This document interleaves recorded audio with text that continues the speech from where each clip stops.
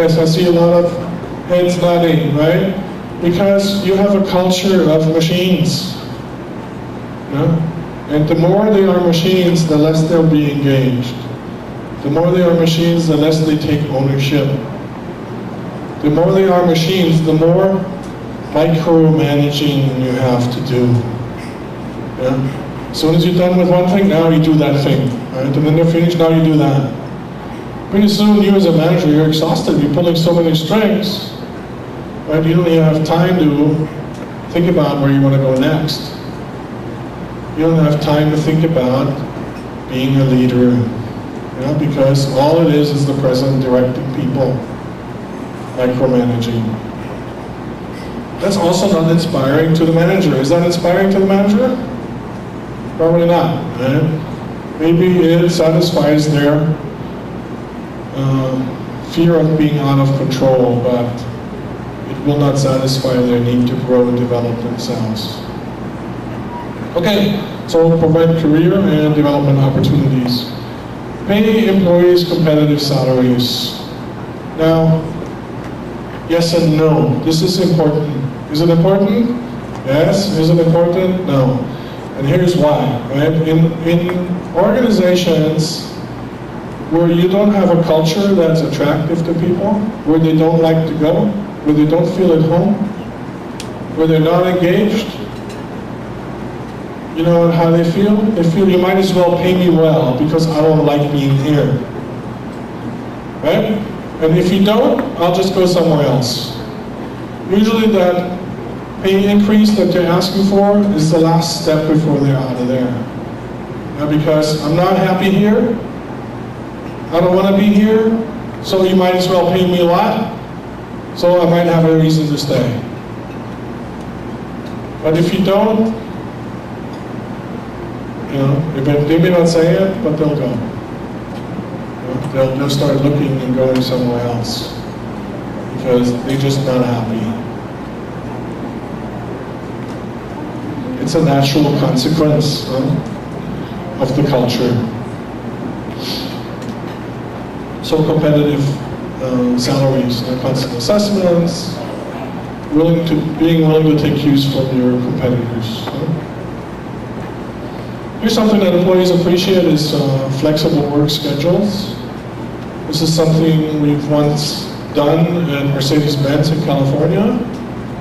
We allowed some people to come in at 6 o'clock in the morning, while others didn't want to come in until 9 o'clock in the morning. But since we were open 12 hours anyways, it was great. It worked for them. Right? If they had an appointment earlier or late afternoon, they could just move around their schedule as long as they were there 8 hours a day. It was fine with us, and we didn't have to do all that monitoring of them being there, or monitoring of them being on time, because all we required was 8 hours. Right? So if you came in at 7:30, you just put in your 8 hours. If you came in at 6, you put in your 8 hours. Or you came in at 9, or even 10. But it gave people flexibility. It gave them more life to their own life, because now they are able to do the things that they may not have been able to do otherwise. People don't just want to have a job, they still want to have a life, don't they? They want to have a life, right? We still need to be able to live our lives, even though we may have a very demanding job. And demanding jobs are much more common these days than they used to be. So flexible work schedule, not possible everywhere, but very attractive when it is available. Same they say as alternative arrival and departure times, as well as compressed work weeks. Maybe four day weeks or 3-day weeks, or job sharing, where some people do the first 3 days, another person does the second 3 days, 4 days, and you still end up with 7 days a week. Desired job content. Now, Vicky show me the time every once in a while. Okay. Desired job content is do I like what I work, or do I at least get some sort of variety? Or do I have to do always the same thing? Especially factory workers. or sometimes clerical work or administrative work, or sometimes even in finance. Sometimes it's always the same thing. People get bored. Assume people are intelligent, because people really are. They may just not bring all their intelligence to work, but they have it available if you really need them to bring it. I believe we're all born intelligent. There was no one-day-old genius that I've seen yet, unless you've seen one. So I think we've all pretty much born with the same level of intelligence, but then things happen. Or some people are sick, and of course, if you have physical ailments, then that can be different. So making work available that's not just boring work, but also interesting, maybe something different, desired job content, have a variety, as well as some fairness and consistency. Now here's something that's interesting they found that really helps building a culture that attracts people, and that is being customer service oriented. Now there's two types of customers, right? There's the external customer, the customer outside of the organization, and then there is the internal customer, meaning the customer inside the organization. Sometimes one department serves another department, or one manager of one department serves an employee of another's manager. But being customer service oriented makes a big difference, because people feel like they're being taken care of, and they also enjoy taking care of other people. And I know I'm going to make a difference for that person, even if it's just repairing their car or their camera, or helping them with their bank account, or whatever it is you do. It makes this person's life just a wee bit easier, and just a wee bit more peaceful, maybe. But it makes a difference, even if it's just in a small way. That makes a difference for people. They seem to enjoy their work much more that way. Here's something that seems to be very important. Having a clear vision and having a clear purpose statement. I'm always surprised when I see how unclear these statements are in many organizations. A clear statement usually is just a few words, but many times I see some with 20, 30 words. The human mind cannot remember so many words. But short-term, our RAM in our brain can only hold 4 to 6 words maximum. Anything more than 4 to 6 becomes very difficult to remember. So if a vision or a purpose of an organization are more than 4 to 6 words, then it becomes very challenging for people to remember. Now, in many organizations here in the Philippines, I found that you don't even have a purpose, you still have a mission. Yeah? How many of you have a purpose in your organization? Let's see a show of hands. Purpose. Raise it high so I can see you. Raise your hands high. 1, 2, 3, 4, 5, 6, 7, 8. 8 out of everyone has a purpose. Now, how many of you have a mission? Mission. Quite a lot, so maybe about 30, yeah? And the rest of you has nothing, or you don't know that you have, right? So what's the purpose of a mission or a purpose or a vision if your employees don't know it? It's like saying, you know everybody, we're going to go on vacation and we're going to go to Rome. But nobody's telling you you're going to Rome. So now you're thinking you're going to maybe Scandinavia, and you're packing for Scandinavia, all the warm winter clothes, right? But how much good is that going to do you when you go to Rome? Because Rome is nice and toasty, sort of like the Philippines. Huh? Yeah? It doesn't prepare you well when you don't know where the company is going. How can you align as an employee with where the company wants to go if you don't know where the company wants to go? It's impossible, isn't it? It's very difficult to say with a group of friends, let's go on vacation. But maybe each one of you wants to go to a different part of the world. Yeah? Maybe some of you want to go to Iloilo, and some of you may want to go to Cebu. Some others of you want to go to Baguio, yeah? Or what's it called, 100 Islands? I personally want to go to Bohol. That's my favorite place. I like the tarsiers. They're so cute. But if you all want to go to different places, is it easy or difficult to go there? It's very difficult. And it's not any different in your organization if all of you want to go to somewhere else. It's very difficult. So being clear on the vision, where does this organization want to go? And then having maybe a purpose that's inspiring. Something that fires me up. Something that I can get up for in the morning. Who knows the purpose of Disney? Does anybody know the purpose of Disney? The purpose of Disney is making people happy. Yeah? Is that inspiring? It's inspiring, right? It doesn't matter if I'm a cashier, or if I sweep the streets, or if I clean the toilets. I can get out of bed in the morning to make people happy. If that's my purpose, I can do what it takes. Yeah? Even if it's boring, even if it's dirty, even if it's disgusting, like scrubbing toilets. Yeah? If that's what makes people happy, I can get out of bed for that in the morning. Even I can go scrub toilets, if it makes people happy. Because then my life also makes a difference to another person's life.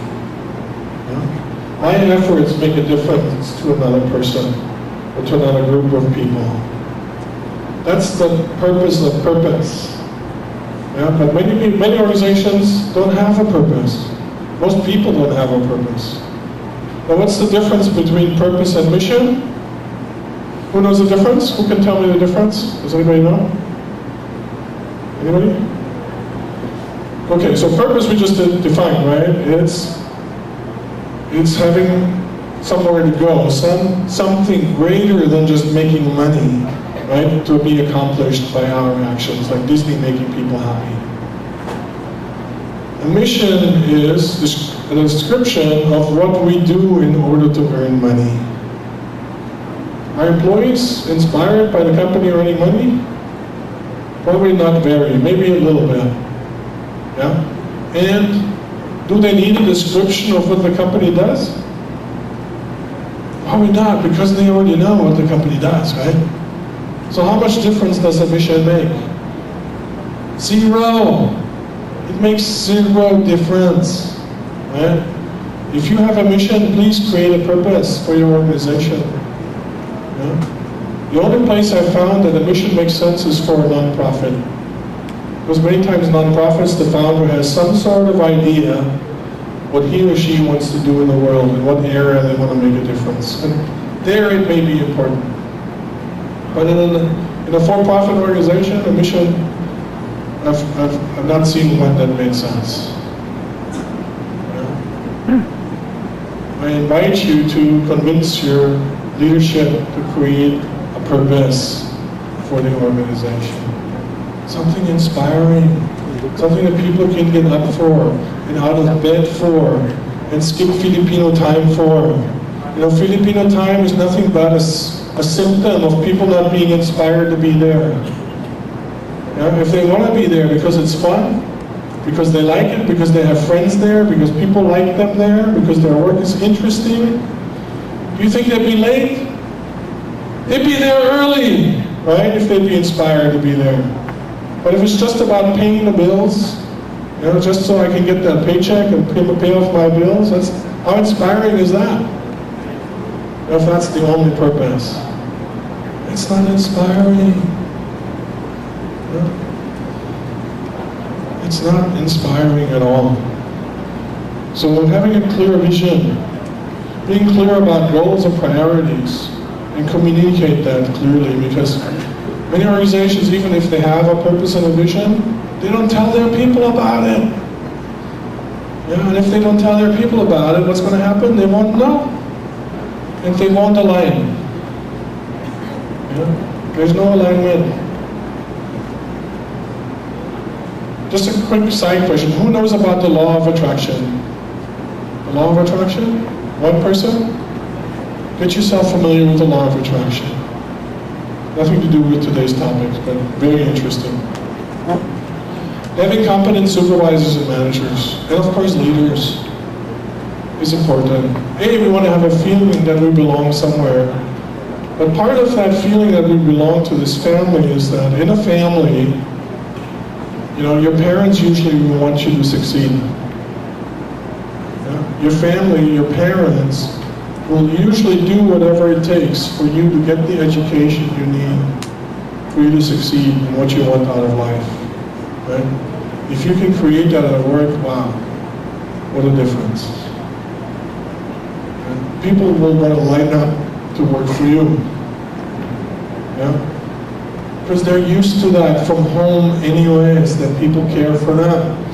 If they don't have it, big missing, something really big is missing for them. They want to be cared for just like they were cared for when they were children. But people just don't call it that way. But if you dig deep enough, that's what it is. We may, as adults, we just may not say that. But we still feel it. So competent supervisors and managers. It's all about genuine care and concern. And senior management also needs to be present. It's like the head of the family. Yeah? Everybody looks up to the head of the family. And then people should be viewed not just as machines, but rather than business partners who are relevant to the success of the organization. It doesn't matter how low you are, even if you're the one scrubbing the floor. Because, you know, scrubbing the floor provides a clean place.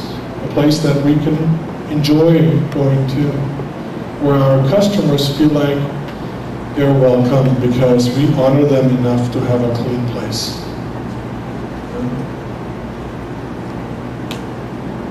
I go into so many businesses, and I just walk in. I just walk in and I just have a 1 second shot of what the environment looks like. I can already tell how successful they are. In some places, the environment, it looks cheerful, right? While in others, it looks depressing. You know, there's dark colors, maybe dark browns, or dark grays, or blacks, you know? The whole environment is like, ugh, like you're in a cave. You know, like you just went into depression. Other places, there are light colors, they're maybe cheerful, maybe there's some yellows or pinks or reds, you know, there's some fun colors like green, or some lime green even, you know.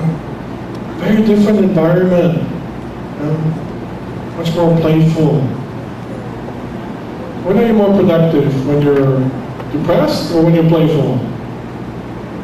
Playful, right? You're much more productive that way. And you know what? So are your employees. Well, there's some playful colors up there. Right? It makes a difference in the environment. Yes, you had a question? Somebody? Oh, it's just in the back there. Okay. Contributing ideas makes a big difference. Yeah? Just like in a family, people want to be able to contribute, make a difference, because then we become part of the ownership of the organization, even if we don't really own the place, and if we don't really own the company, if we don't really have any shares in it, but we own the ideas, we own the outcome, we own the results, we own the way that how we move forward and go about it, yeah? Because we're part of it. We're allowed to contribute to how we move forward. So it also includes a culture of honesty and integrity. People are not inspired by dishonesty. People are inspired by honesty, integrity, accountability, and excellence. Where they see their leaders maybe leading by example, living those values. Some companies have values, probably often called core values. When you see your leadership living those values, that's inspiring. That's really inspiring. And so they ask people to get involved. Good. Benefits. Yeah, benefits are important. Maybe health insurance, or retirement benefits, or whatever other benefits there are. Especially when people don't get what they want otherwise, when they don't get what they need emotionally. When they don't get that family environment. But you ever see people who work almost for nothing? There's people who work for almost no money. Or sometimes they really work for no money. You ever see that? It happens in mostly in non-profit organizations. People will work for free, or almost free, because A, they feel like they're at home, B, they feel like they're in a family, C, they feel like our vision is aligned, our purpose is aligned, and lastly, they make a difference in the world. If you can create that in your organization, even though you're not a non-profit, you may be very much for profit, and that's okay. But if those emotions are not fulfilled in your organization, they will definitely ask for more money, or even leave. So those things are key to creating a culture where people are inspired to be. So what happens then, because we have such a great reputation, it's not like you're now begging people to come work for you. Now it becomes almost like a distinguished honor, like something special to come work for you, because it's so great, that environment. It's almost like you're a special forces unit of some sort. People really feel the difference to work there. It's kind of like your track record speaks for itself. So which then basically becomes a major increase in terms of recruiting power, meaning you will attract the talent.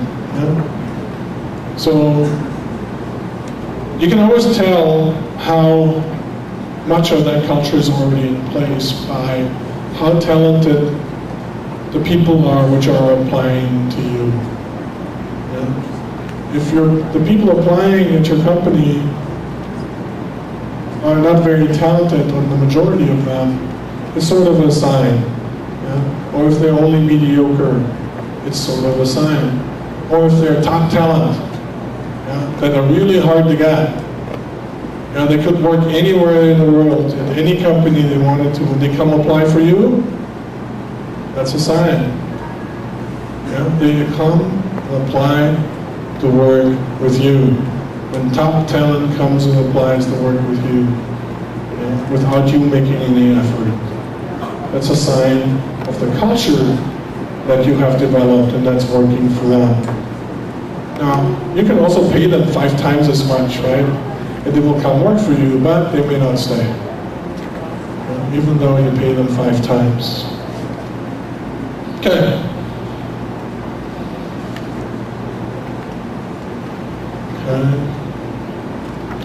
So it's a message to spread. When you have such a culture, then it's really not so much a marketing job anymore.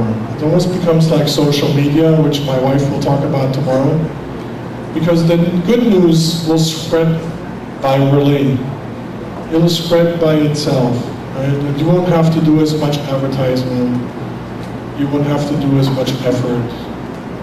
because the talent will come to you.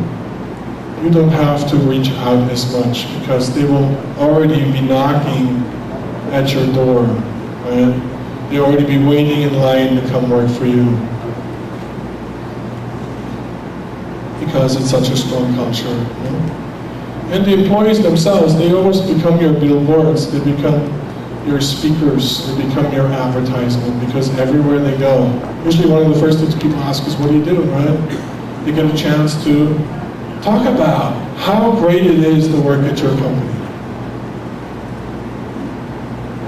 Because employees, when they're proud, they can't stop talking. But they also can't stop talking when it's really terrible. So, so word gets out, right? But if they're so-so, then they just don't say anything, right? But if it's good and if it's bad, they will talk about it. If it's bad, they'll likely talk about it 10 times more than when it's good. It's just like customers.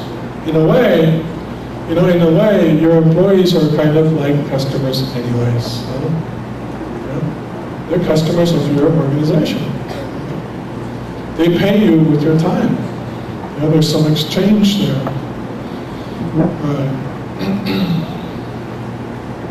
And it reinforces itself.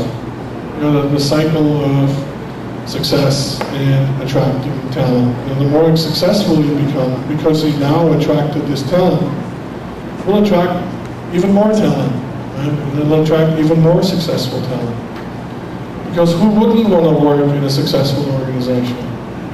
Right? It looks great on the resume, doesn't it? When you work in a successful organization. When you worked on a team that just lost 20% every year for 3 years in a row, how does that look on the resume? Doesn't look good, right? It doesn't give you a bright future. Yeah, but when you are able to attract the talent that will then make your organization grow, huge difference. Okay. So one way of operating within an organization is something that's, I find, a little rare. Not just here, but everywhere in the world, and that is authentic and honest feedback. That somebody gets honest feedback and authentic feedback. Now, what's the difference between, what's this word authenticity anyways, or being authentic? What does that mean?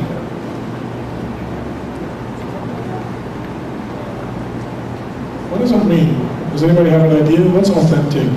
Or what is not authentic? Can you give an example of something that's not authentic?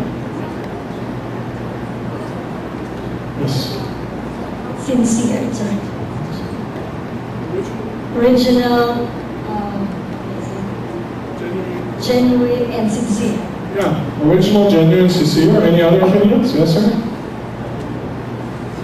Same, okay. Any other opinion? What's authentic or what's inauthentic? Real. Somebody just said real. Was it you? Yeah, thank you very much. What else? Real. Okay? Authentic is real. Who can give me an example of inauthentic? You know, in the Philippines there's a shopping mall. Yeah. There's actually 2 shopping malls. They both start with green. Yeah. One is an example of authenticity, and the other is an example of inauthenticity. Who can tell me the names? I gave you one clue already. I see smiles. Yeah, what do you want to say? I don't want to say it. I don't want to be that authentic about my inauthenticity, right? So I'll just say it. I'll be authentic about it. Yeah. So the inauthenticity is found in when you buy a lady's purse, right, or a DVD. Is found in green hills. That's very good. Thank you for being authentic. Let's give him a big hand. And the other one is found in Greenbelt 4, right? You can find the real stuff there, right, ladies? The real purses. Now, what's the difference between having a real purse and a Green Hills purse? What's the Green Hills purse? What's the difference? Huh? Quality, yeah, she says quality. What's the other difference? Price, what else? Quality, what else? Quarantine? Quarantine? Why quarantine? Oh, the warranty, yeah, the warranty. Very good. Yeah, one has no warranty. What's the other difference? What other differences are there? So quality, warranty, price. Yes, yes, yes. What do you say? Durability. Oh, durability. Yes, that's right. It's more durable when it's authentic. What else? What's the difference between inauthenticity and authenticity? What's the difference? Ladies, how do you feel when you have a real purse? Huh? You feel? Feel great. Feel great, and you should see her smile. Right? I feel great. Now, how do you feel when you have a fake purse? The same. You feel the same. Really, but when you have a fake purse, what's the difference? Who can tell me the difference in the feeling? Yes. Always worry if anyone's gonna tell that if anyone can tell if it's fake or not. Yeah, you worry that somebody can tell, right? If it's fake, right? You are worried that you will be found out. Right? And do you also feel a little guilty? Huh? Yeah, she says yes. Right? You feel a little guilty about the inauthenticity. And you know what? It's the same in communication. Yeah? Some people can be authentic in their communication. They can be real. They can be genuine. There's quality in the communication. But when there's no authenticity, it's cheap, the quality suffers. You feel guilty because you may be found out. You may be found out.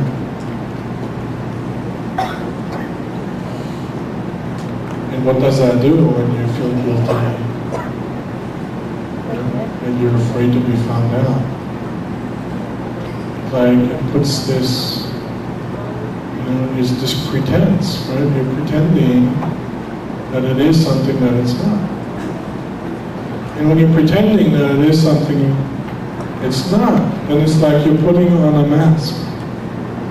Yeah? Or you're putting on a smoke screen in front of you so people can't see the real thing. That people cannot see who we really are. And then let's try to communicate. Let's try and have a relationship that way. Let's have a team that works together. It doesn't work. Yeah? Because nobody is real. And everybody is fake. Yeah? And people see each other as cheap. And not valuable. Yeah? When we're not authentic, our value drops. We've just now lost our worth to the team, to ourselves, and the company. So authenticity is not an easy thing to build in an organization. It takes trust, it takes courage. Maybe you have to be brave a little bit to tell the truth, your own truth, and nothing but the truth, until death do us part. So, yeah, so authenticity has a lot of value. You can take an organization from failure to winner just by changing this one thing, authenticity. And it starts with the hiring of authentic people. Right? Look, there's been a study in California, at a university in California, and that study said that in communication, there's words, there is tonality, and there's body language. Yeah?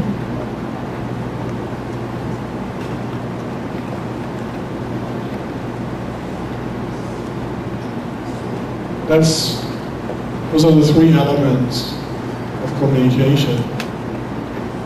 Now each one has a certain percentage.